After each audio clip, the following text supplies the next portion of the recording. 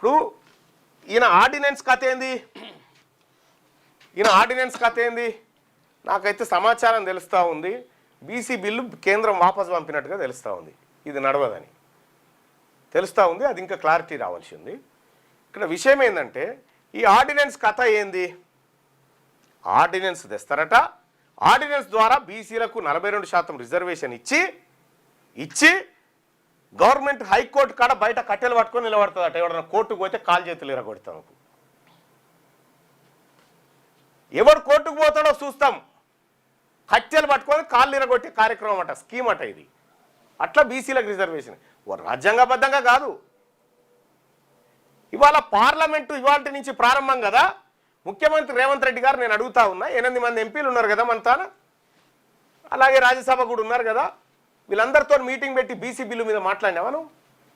BC bill 9th షెడ్యూల్లో పెట్టాలి, పార్లమెంట్లో మాట్లాడాలని ఒత్తిడి తెచ్చినవా? మీ నాయకుడు రాహుల్ గాంధీ గారితో చెప్పించినవా? ఇవాళ ఎన్డీఏ పక్షాలు పోను యూపీఏ పక్షాలు కూడా 200 దాకా ఉన్నాయి కదా. మరి వీళ్ళందరితో పార్లమెంట్లో గలాటా చేయించే కార్యక్రమానికి తెలంగాణ రాష్ట్ర ప్రభుత్వం ఏమైనా ప్రణాళిక ఇచ్చిందా? మీకు చిత్తశుద్ధి లేక, మీకు బీసీలకు రిజర్వేషన్ ఇచ్చేటువంటి ఇంట్రెస్ట్ లేక మమ్మల్ని ఆర్డినెన్స్ చుట్టూ, మమ్మల్ని బిల్లుల చుట్టూ, మమ్మల్ని పిచ్చోలలాగా చూపించుకుంటా మీ రాజకీయ పబ్బం గడుపుకుంటా ఉన్నారు. చెప్పిర్రా ఎక్కడన్నా? బనకచర్ల మీద కొట్లాడాలి పార్లమెంట్లో, కానీ బడుగు జీవుల రిజర్వేషన్ మీద వద్దా? ఏంది రాష్ట్ర ప్రభుత్వ ప్రణాళిక ఏంది?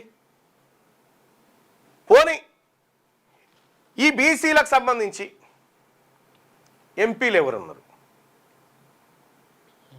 కాంగ్రెస్ పార్టీలో బీసీ ఎంపీలు, రాజ్యసభ అంటే ఆ పిల్లాడు అనిల్ని పక్కకు పెడితే,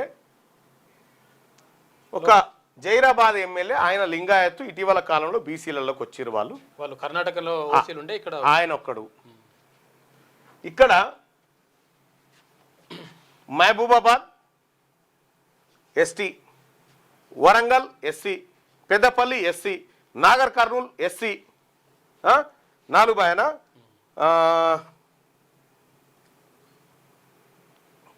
ఇవి 4. ఇక అక్కడ నల్గొండ రెడ్డి గారు, భువనగిరి రెడ్డి గారు, జైరాబాదు ఒక ఆయన బీసీ అంటారు, కానీ ఇటీవల బీసీలోకి వచ్చాడు. మా బీసీ ఓకే.